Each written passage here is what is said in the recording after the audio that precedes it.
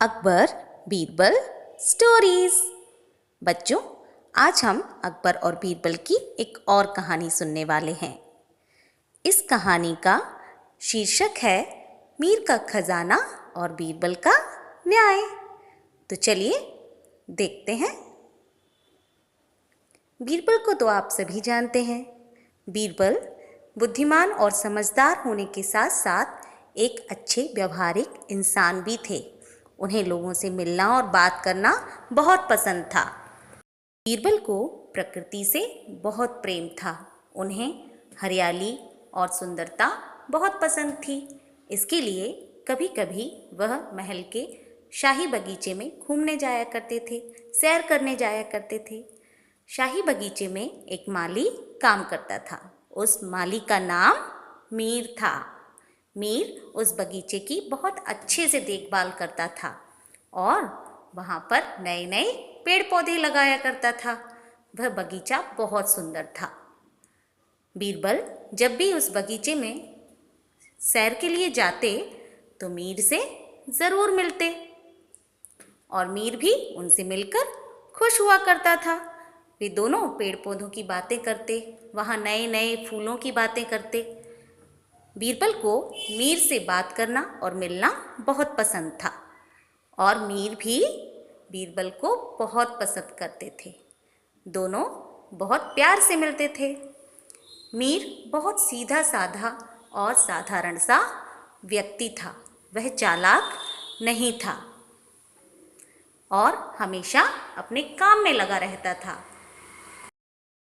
वह बहुत मेहनती और ईमानदार था। वह अपना काम पूरी मेहनत और लगन से किया करता था। बीरबल को ये बात बहुत पसंद थी। एक दिन की बात है, बीरबल शाही बगीचे में घूमने के लिए आते हैं। बगीचे में सैर करते करते उन्हें कुछ आवाज़ सुनाई देती है। आवाज़ किसी के रोने की आ रही थी। उन्होंने चारों तरफ घूमते हुए देखा, पर उन्हें वहाँ कोई भी दिखाई नहीं दिया। फिर उन्होंने उस रुदन को, रोने की आवाज़ को बहुत ध्यान से सुना। तब उन्हें समझ में आया कि वह आवाज़ आगे एक पेड़ के पीछे से आ रही है। उन्होंने वहाँ जाकर देखा। वहाँ एक बहुत बड़ा और विशाल कटहल का पेड़ था। वह आवाज़ उस पेड़ के पीछे से ही आ रही थी। जब बीरबल ने वह आवाज़ सुनी तो उन्होंने कटहल के पेड़ के पीछे जाकर देखा तो वहाँ मीर बैठकर रो रहा था। वह कह रहा था, हाय मैं लुट गया, मैं बर्बाद हो गया, मेरा तो सब कुछ चला गया, अब मेरे पास कुछ भी नहीं रहा। बीरबल ने मीर को रोते हुए देखा तो उन्होंने मीर से पूछा, मीर क्या हुआ, तुम ऐसे क्यों रो रहे हो यहाँ बैठकर? तब मीर खड़ा होता है और बीरबल उससे कहते हैं, क्या हुआ मुझे बताओ, तुम ऐसे क्यों रो रहे हो? तब मीर बीरबल को बताता है, हुजूर मैं तो बर्बाद हो गया, मेरा सब कुछ लुट गया, मेरे पास कुछ भी नहीं बचा। तब बीरबल मीर से कहते हैं, सच सच बताओ आखिर हुआ क्या है? इतना कहने पर मीर बताता है कि वह अपनी जीवन भर की कमाई में से बचत करके कुछ हिस्सा इस पेड़ के नीचे एक घड़े में गाड़ कर रखता आया है। आज जब सुबह उसने गड्ढा खोदा तो वहाँ उसका धन नहीं था, उसका खजाना वहाँ नहीं था। तब बीरबल मीर से पूछते हैं कि कौन पेड़ के नीचे भला धन गाड़ कर रखता है? फिर भी बीरबल उसको सांत्वना देते हुए बोलते हैं, मीर मुझे ये बताओ, क्या तुमने इसके बारे में किसी को बताया था? क्या किसी को तुमने यहाँ आते हुए देखा या किसी को धन निकालते या रखते वक्त तुमने देखा? तब मीर बोलता है, जी नहीं हुजूर, यहाँ बादशाह के कुछ खास लोगों और मंत्रियों के अलावा कोई नहीं आता। किसी ने मुझे यहाँ धन रखते और निकालते नहीं देखा, न मैंने किसी को आते हुए देखा। तब बीरबल मीर को कहते हैं, तुम घर जाओ, मैं तुम्हारा पैसा धन ढूंढने की पूरी कोशिश करूँगा। इतना कहकर मीर अपने घर चला जाता है और बीरबल अपने घर चले जाते हैं।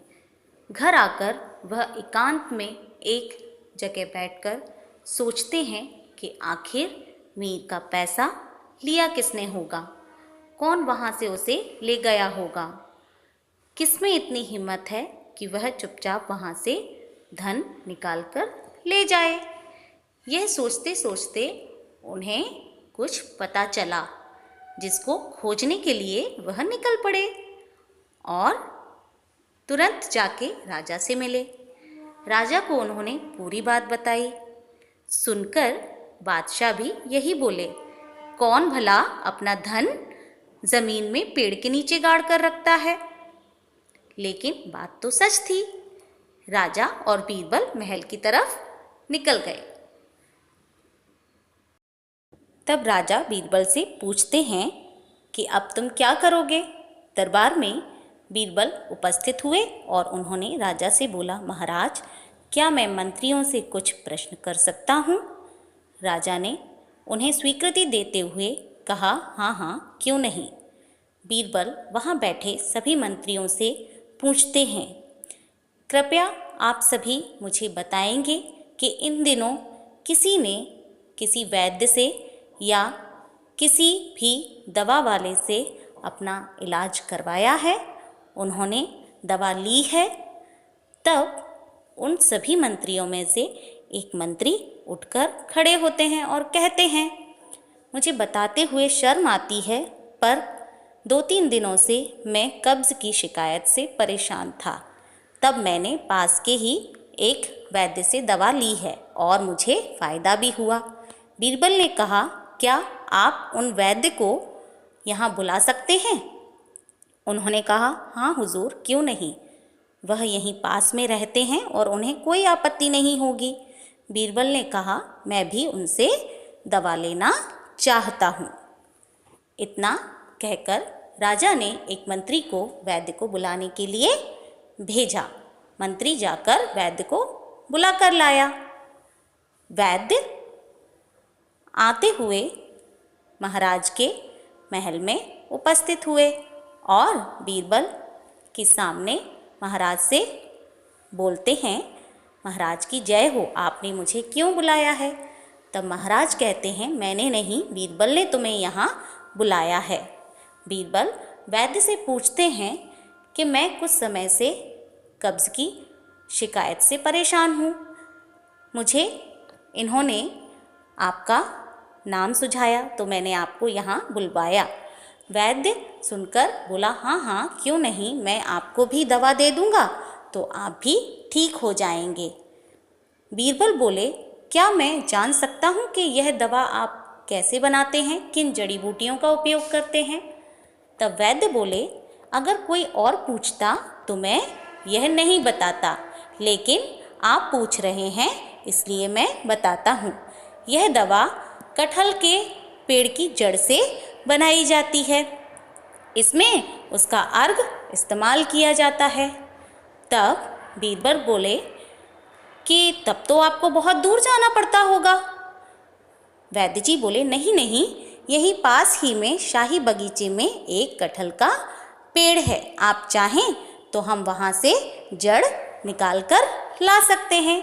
इतना सुनकर बीरबल ने गुस्से में वैद्य से पूछा, एक बात मुझे सच सच बताओ कि मीर का पैसा किसने लिया, आपने लिया। तब वैद्य घबरा जाता है और डर जाता है और डर के मारे सब कुछ सच सच बता देता है कि महाराज, मैं तो जड़ लेने के लिए गया था, लेकिन वहाँ मुझे खोदने पर घड़ा मिला। उस घड़े में पैसा था, मैंने सोचा कोई रख कर भूल गया है, इस कारण मैंने उसे अपने पास रख लिया, मुझे माफ़ कर दीजिए। राजा मीर को दरबार में बुलवाते हैं। मीर दरबार में आते हैं और बीरबल उनसे कहते हैं, मीर तुम्हारा पैसा मिल गया है। इतना सुनकर मीर बहुत खुश होता है और उनका धन्यवाद करता है। लेकिन बीरबल मीर से कहते हैं कि तुम्हारे धन में से 10 मुद्राएं कम की जाती हैं, क्योंकि तुमने अपने धन को सुरक्षित स्थान पर नहीं रखा। यह तुम्हारी बेवकूफ़ी थी, मूर्खता थी। इसके लिए तुम्हें 10 मुद्राओं का दंड दिया जाता है। और वही 10 मुद्राएं वैद्य जी को सत्य बोलने के लिए और उनके अच्छे काम के लिए दी जाती हैं। राजा बीरबल का बहुत आदर करते थे। उन्होंने एक बार फिर मान लिया कि बीरबल बहुत समझदार और चतुर हैं। मीर और वैद्य दोनों खुश होते हैं, राजा का और बीरबल का आभार करते हैं और दरबार से चले जाते हैं। इस कहानी से आपने क्या सीखा? इस कहानी से आपको क्या शिक्षा मिलती है? हमने सीखा कि हमें मीर की तरह अपने सामान को किसी भी अनुचित स्थान पर नहीं रखना चाहिए। हमें किसी का भी कोई सामान उसकी अनुमति के बिना नहीं लेना चाहिए। हमें हमेशा सत्य बोलना चाहिए, जैसे कि वैद्य जी ने बोला। और सबसे